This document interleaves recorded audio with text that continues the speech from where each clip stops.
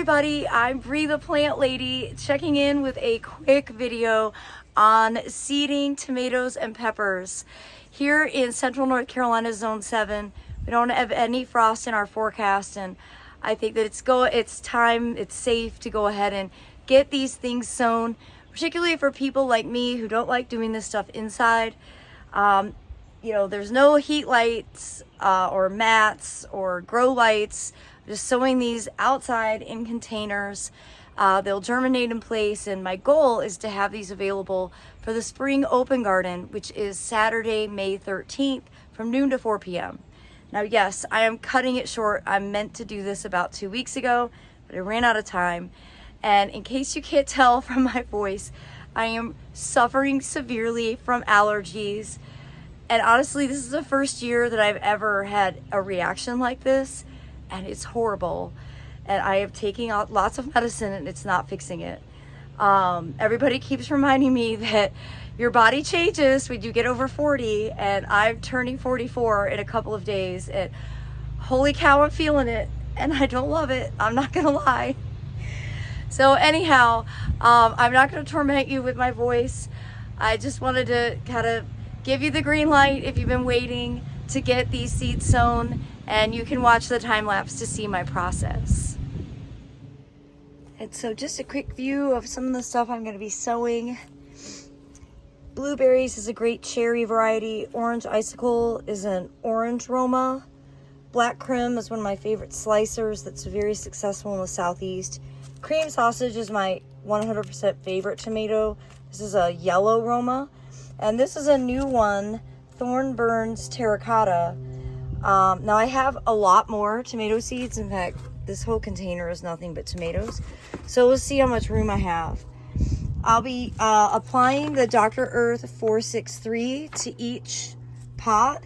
Usually I wait until after they germinate, but I have a really busy schedule, so I'm going to go ahead and do it now. I'm going to be labeling everything with my favorite garden marker called Garden Marker. This really does hold up and doesn't fade in UV light. And then the pots I'm using are all just recycled, and I'm actually kind of worried this pot is a little bit too big, particularly for the length of time that I'm going to be growing these. So I'm looking through my stash at smaller individual pots. For one thing, these will be really easy to transport. And then I don't want to do them in like 4-packs because not everybody wants to buy 4 tomatoes. And then for soil, I usually use Soil Cube veggie mix, but because I'm going to be having to move these and the veggie mix is heavy, I got some Happy Frog potting soil. So this is what I'm going to be filling the containers up with.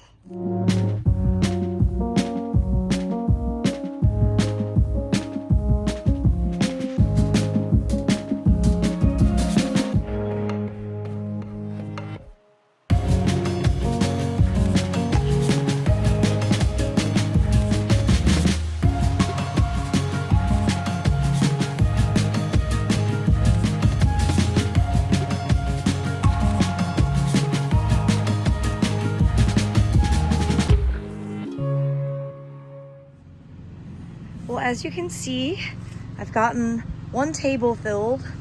Usually I do the entire line. Honestly, I'm not feeling motivated enough to do that today. And I do need to organize my pots a little better. These small trays, these 72s, are for me. So really I only got 4 trays sewn to be able to sell. And again, I might even be a little too late at this stage for a mid-May sale, so I'm not going to go overboard.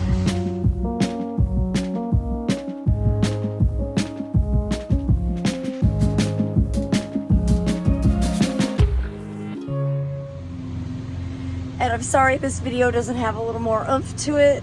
I'm just feeling really terrible. I can honestly say I have never in my life felt so bad from just being outside, and it is terrible, and I don't wish this on anyone, but I do hope that you'll be motivated to get outside and get some of your seeds sown.